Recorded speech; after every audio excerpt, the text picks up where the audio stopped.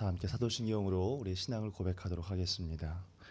전능하사 천지를 만드신 하나님 아버지를 내가 믿사오며 그 외아들 우리 주 예수 그리스도를 믿사오니 이는 성령으로 잉태하사 동정녀 마리아에게 나시고 본디오 빌라도에게 고난을 받으사 십자가에 못 박혀 죽으시고 장사한 지 사흘 만에 죽은 자 가운데서 다시 살아나시며 하늘에 오르사 전능하신 하나님 우편에 앉아 계시다가 저희로서 산자와 죽은 자를 심판하러 오시리라.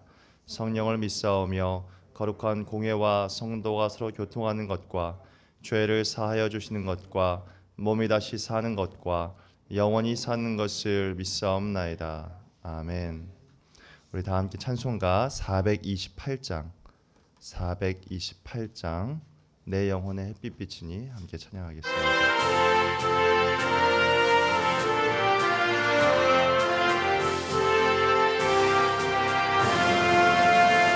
내 영혼의 햇빛 비치니 주 영광 찬란해 이 세상 어떤 빛보다 이 빛 더 빛나네 주의 영광 빛난 광채 내게 비춰 주시옵소서 그 밝은 얼굴 배울 때 나의 영혼 기쁘다 내 영혼에 노래 있으니 주 찬양합니다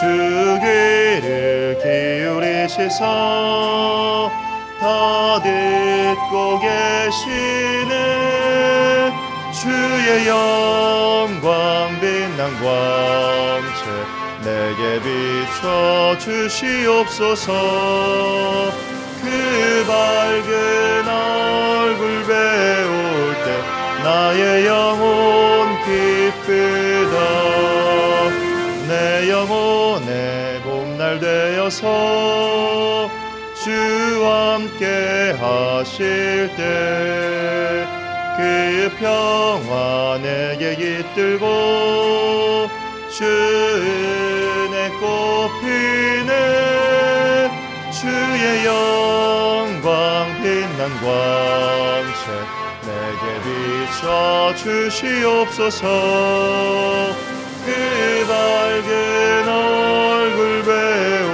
때 나의 영혼 기쁘다 내 영혼에 희락이 있고 큰 소망 넘치네 주 예수 복을 주시고 또 내려주시네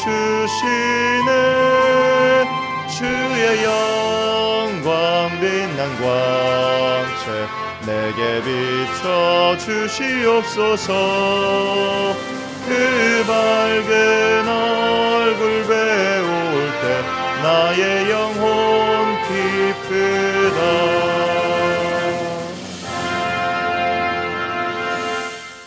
말씀 보기 전에 잠시 장례 광고 드리겠습니다.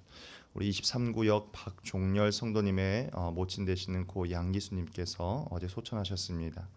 빈소는 서울 성모병원 장례식장 1층 5호실입니다. 위로예배가 오늘 오후 2시에 있습니다. 교회에서 1시 30분에 출발하니 참고해 주시기 바랍니다. 오늘 주시는 이 아침에 주시는 말씀은 마태복음 13장 1절에서 17절의 말씀입니다.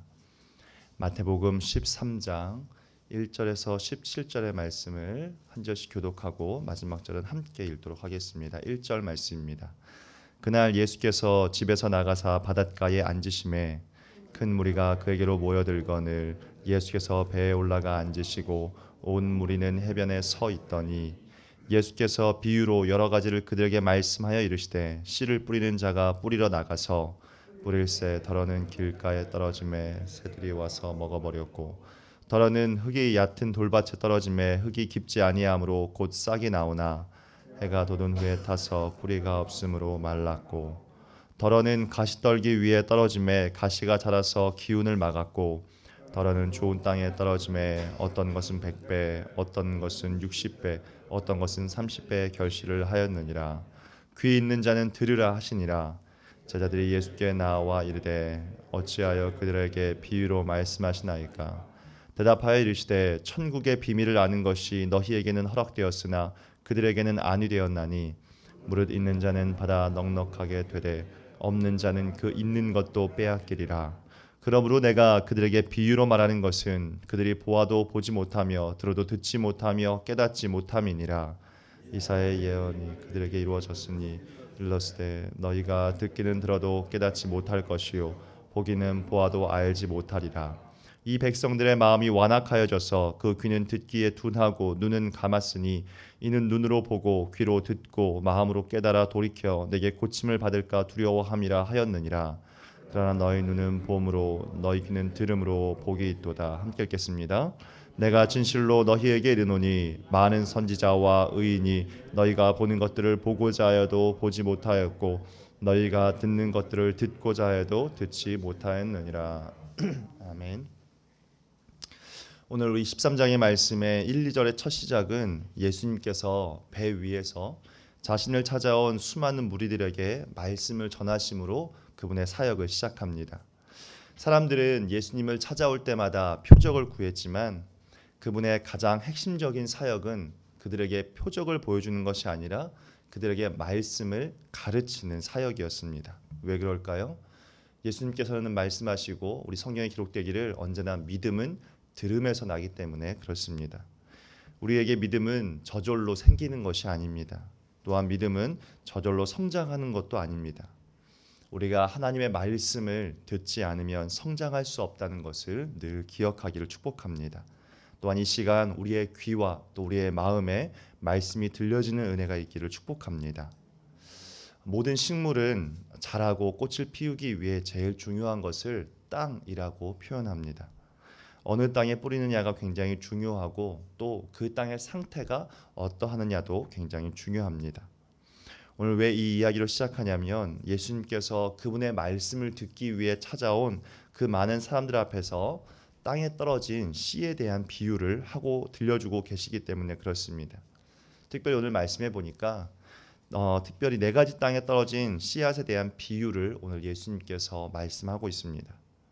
어떤 농부가 그 밭에 씨를 뿌렸습니다. 그런데 어떤 씨는 길가에 떨어져서 새들이 와서 쪼아 먹어버렸습니다. 또 어떤 씨는 돌밭에 떨어졌는데 곧 싹이 그 돌밭을 뚫고 올라오기는 했지만 흙이 얕은 바람으로 뜨거운 태양에 말라 죽어버리고 말았습니다. 또 어떤 씨는 가시덤불 속에 떨어졌습니다. 가시덤불 속에서 이 가시덤불이 자라서 그 숨을 막아버림으로 말미암아 그것 또한 죽고 말았습니다. 하지만 또 4번째 씨는 좋은 땅에 떨어져 30배, 60배, 100배의 열매를 맺게 되었다라고 이야기합니다. 주님이 이 4가지의 땅을 비유를 통해 말씀하고자 하셨던 것은 무엇입니까? 오늘 말씀에도 나타나 있는 것처럼 천국의 비밀, 하나님 나라의 비밀에 대해서 예수님께서 비유를 통해 말씀하고 있는 것입니다. 자, 그러면 그 하나님 나라의 비밀이 무엇입니까? 첫 번째는 하나님 나라는 모든 사람들에게 열려 있다라는 것입니다. 씨를 뿌리는 사람을 한번 보시기 바랍니다. 그는 좋은 땅에만 씨를 뿌리지 않았습니다. 길가에도 돌짝밭에도 가시떨기에도 뿌려졌다라고 말하고 있습니다. 일반적으로 우리가 TV에서 보면 씨앗을 뿌릴 때 농부들이 가장 먼저 밭을 고르게 갈아엎은 다음에 거기에 구멍을 만들고 또 그곳에 허리를 굽혀서 그 구멍 안에 씨를 심습니다. 하지만 예수님께서 살던 그 시대는 로마가 세계의 주인일 때 농부들은 씨앗을 한가득 담은 이 가죽 부대에서 한 주먹씩 쥐고 그 위에다가 밭에다가 씨앗을 던져서 뿌렸습니다. 또 이 팔레스타인이라고 하는 그 이스라엘 땅의 그 좁은 땅이었기 때문에 그 지역의 환경도 당시에는 문제가 되었습니다. 돌투성이인 밭들이 있었고 또 농사를 짓기 위해 가시덤불을 헤치고 만들었던 좁은 길들이었으므로 말미암아 거친 땅이지만 그래도 그 땅에서 열매가 맺기를 바람으로 말미암아 이것저것에 뿌릴 수 있는 그런 기대를 가지고 있었다라는 것입니다. 그렇기 때문에 어떤 씨앗은 좋은 밭에 떨어지지만 또 어떤 씨앗은 바람에 날려서 길가나 돌짝밭에 또는 가시덤불 속에도 떨어졌다라는 것입니다. 그렇습니다. 우리 하나님의 말씀이 그렇습니다. 하나님의 말씀은 숨겨진 것이 아니라 모든 사람들에게 열려 있습니다. 그 사람의 마음밭이 선하든지 악하든지 사람을 가리지 않고 복음을 들려주십니다. 복음은 사람을 가리지 않습니다. 성경을 보시기 바랍니다. 우리의 복음은 유대인에게만 뿌려지지 않았습니다. 이방 나라 사람들에게도 들려졌고 사람들이 가장 싫어했던 세리에게도 또 저주를 받았다라고 생각되었던 문둥병자들에게도 가늠한 여인에게도 복음은 열려 있었습니다. 심지어 예수님을 배반했던 그 가룟 유다에게도 복음은 들려졌습니다. 그런데 안타까운 것은 무엇입니까? 말씀을 듣는 사람의 마음이 좋은 밭이 아니라 때로는 누군가는 말씀을 무시하거나 누군가는 말씀을 가볍게 여기는 사람들도 있었다는 것입니다. 그 결과가 무엇이었습니까? 말씀이 들어가지 않음으로 말미암아 말라버리거나 열매를 맺지 못하는 땅도 있었다는 것입니다. 성경은 이런 사람을 미련한 사람이라고 표현하고 있습니다. 고린도전서 1장 18절의 말씀은 십자가의 도가 멸망하는 자들에게는 미련한 것이다 라고 말씀합니다.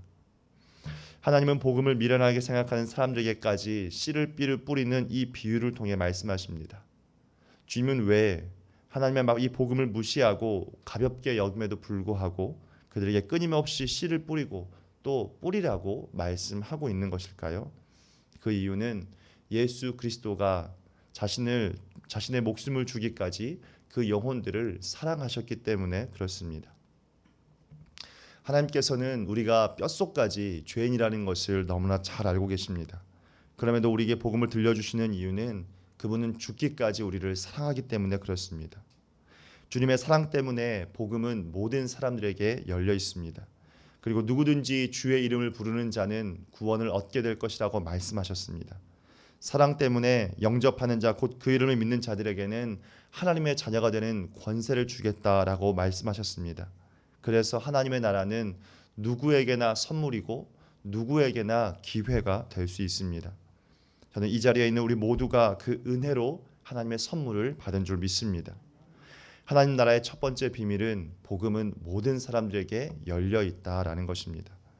두 번째 하나님 나라의 비밀은 반드시 이 복음은 열매를 맺게 되어진다라는 것입니다. 오늘 이 비유를 보면 이 씨앗인 이 복음이 많은 사람들에게 뿌려졌지만 거의 안타깝게도 열매를 맺지 못하는 것들을 보게 됩니다. 다시 말해 복음이 사람들에게 전해졌지만 이 복음이 사람들에게 환영받지 못하고 배척받았다라는 것입니다. 요한복음 1장 11절 말씀에는 이렇게 말씀하고 있습니다. 자기 땅에 오매 자기 백성이 영접하지 아니하였으니. 이 짧은 말씀이 보여주는 진실이 무엇입니까? 이 땅의 복음은 환영받지 못하고 있다는 것입니다. 씨를 뿌리면 열매를 맺는 것은 굉장히 자연스러운 것이고 당연한 것인데 실제로는 대부분 허비되고 열매 맺지 않는 모습들을 우리가 보게 됩니다. 예수님을 보시기 바랍니다. 그분이 가셔서 복음을 전하는 곳에서 예수님을 어떻게 대했습니까? 그들은 예수님을 감옥에 보냈고 또 십자가에 죽였습니다. 그분의 말씀을 수많은 사람들이 들었고 기적을 보면서 따랐던 그 사람들이 어느 날 갑자기 다 사라져 버렸습니다. 오병이어의 기적을 행하시면서 그들에게 떡을 주셨을 때는 옆에 있다가 이제 더 이상 얻어먹을 것이 없는 것 같으니까 다 사라져 버렸습니다. 이것이 현실이었고 진실이었습니다. 그런데 이것에서 이야기가 끝난다면 더 놀라운 것이지만 이거보다 더 놀라운 것은 이야기가 끝나지 않는다라는 것입니다. 이 비유의 핵심이 무엇입니까? 많은 비유가 있었지만 마지막에 뿌려진 씨앗에 대한 비유라고 하는 것입니다. 우리 13장 8절의 말씀을 같이 한번 읽어보겠습니다. 함께 읽겠습니다. 더러는 좋은 땅에 떨어짐에 어떤 것은 100배, 어떤 것은 60배, 어떤 것은 30배의 결실을 하였느니라. 아멘. 대다수의 복음이 허비된 것 같았지만 결실을 맺는 좋은 밭이 분명히 있었다라고 말씀하고 있습니다. 그런데 아쉽게도 아주 작은 땅입니다. 그냥 실제적으로 보면 4분의 1밖에 열매 맺지 못한 것이죠. 4개의 땅 가운데에서 하나의 땅에서만 열매를 맺었습니다. 어쩌면 그 하나의 땅은 아주 작은 다른 것에 비교했을 때 너무나도 작은 것일지 모르겠습니다. 하지만 다시 한번 생각해 보겠습니다. 하나의 땅에서만 결실을 맺었지만 이것은 실패할 것일까요? 그렇지 않다라는 것입니다. 본전을 찾으려면 그 하나의 땅에서 최소 4배 이상의 결실을 맺어야 본전입니다. 그런데 오늘 주님은 그 작은 땅에서, 그 하나의 땅에서 몇 배의 결실을 맺었다라고 말씀하십니까? 30배, 60배, 100배라고 말씀하십니다. 이것이 하나님 나라의 비밀, 복음의 비밀이라는 것입니다. 예수님께서 복음의 씨앗을 수많은 사람들에게 전하셨지만 배척당하셨습니다. 유대인들, 바리새인들, 종교 지도자들은 그 예수님을 죽이려고 쫓아다녔습니다. 그분이 가장 사랑했던 제자들은 복음을 모르고 그분의 옆에 있다가 한 명씩 사라졌습니다. 그 제자들은 그분 옆에서 그 좋은 자리 하나 차지하려고 싸우는 모습들을 보았습니다. 기적을 보며 예수님을 따르던 그 수많은 사람들이 한순간에 예수님께 돌아서서 이제는 예수님을 돌로 치려는 그런 사람들이 되었습니다. 예수님이 십자가에서 죽으실 때도 그분을 비난하고 또 조롱했습니다. 인간적으로 보면 예수님의 사역은 실패한 것처럼 보여집니다. 그러나 패배처럼 보이는 그 사실 뒤에 더 놀라운 기적이 기다리고 있었습니다. 예수님은 부활하셨고 그분의 부활과 승천 이후에 복음이라고 하는 것은 예수님이 전하시던 때보다 더 많은 지역에, 더 많은 사람들에게 복음이 전해졌습니다. 그리고 이 복음은 지금 전 세계 가운데 있음을 우리가 발견하게 되는 것입니다.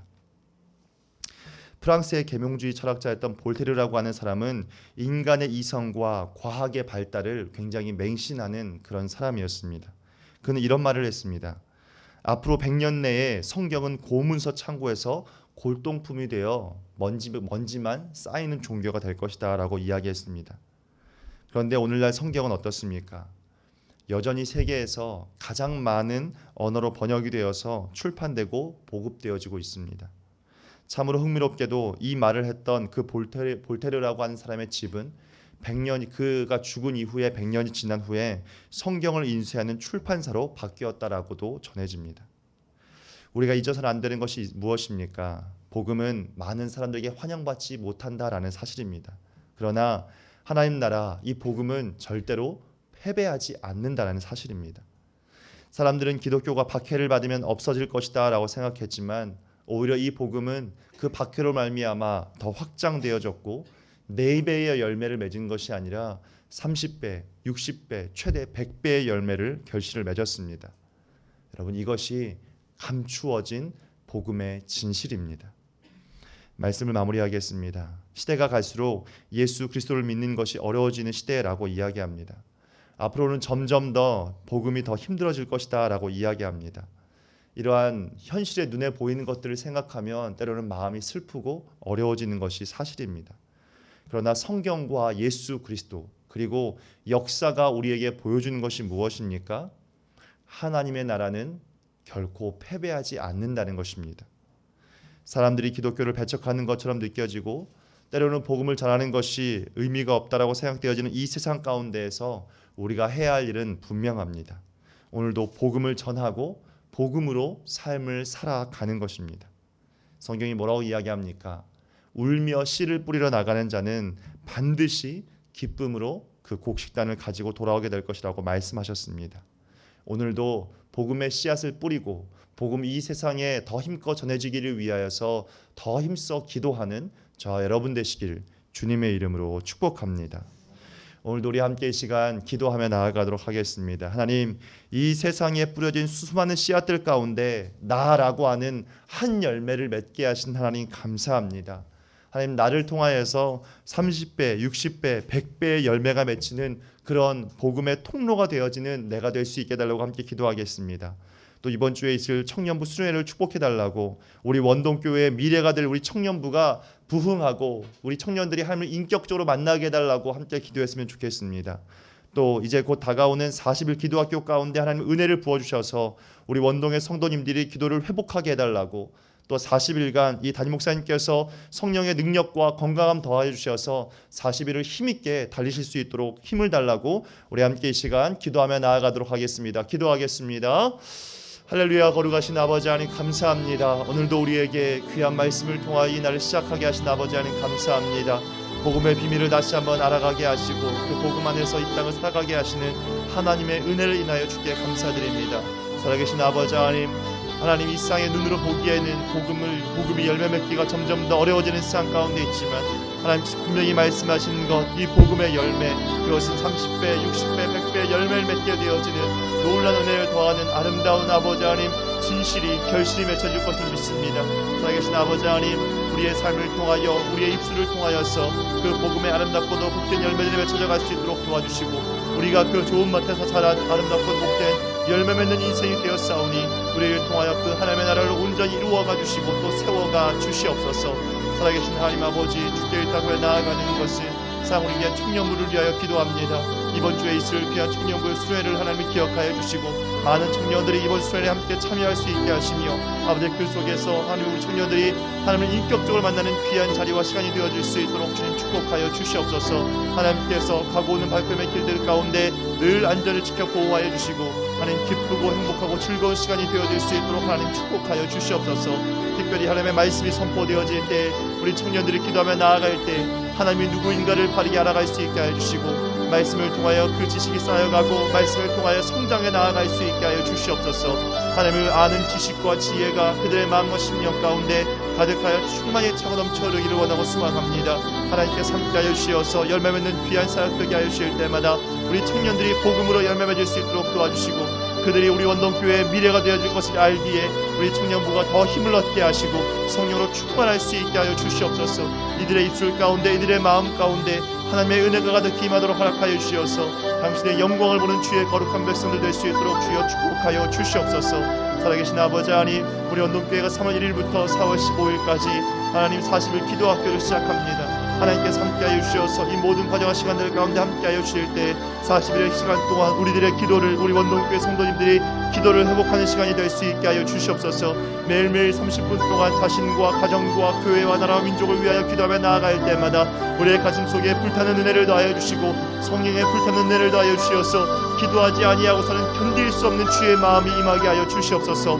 하나님의 나라를 경험하는 인생이 될 수 있게 하여 주시옵소서. 말씀이 들려질 수 있게 하시고 말씀이 우리의 마음과 가슴과 심령을 아버지 하나님 가득히 채우는 시간이 될 수 있게 하여 주시옵소서. 사랑하는 주님, 이 40일의 시간 동안 하나님 말씀으로 또 기도를 이끌어가실 사랑하는 담임 목사님에게 성령의 능력과 육신의 강건함의 은혜를 더하여 주시옵고 하나님 주시는 그 건강함과 힘으로 말미암아 주신 이 귀한 40일의 시간들을 힘있게 달려가실 수 있도록 축복하여 주시고 붙잡아 주시옵소서. 하나님 아버지의 놀랍고 아름다운 은혜들이 가득하여 충만히 차고 넘쳐흐르는 복된 시간이 될 수 있도록 도와주시고 수많은 이들이 우리 성도님들이 참여하고 또 함께 기도함으로 말미암아 30분의 기도의 훈련이 아버지 하나님 이 30분의 기도의 훈련들을 통하여서 40분이 50분이 1시간이 아버지 하나님 100배의 열매를 맺게 되어지는 아름다운 기도의 자리와 기도의 시간이 되어질 수 있도록 성령께서 기름 부어주시고 은혜를 더하여 주시옵소서.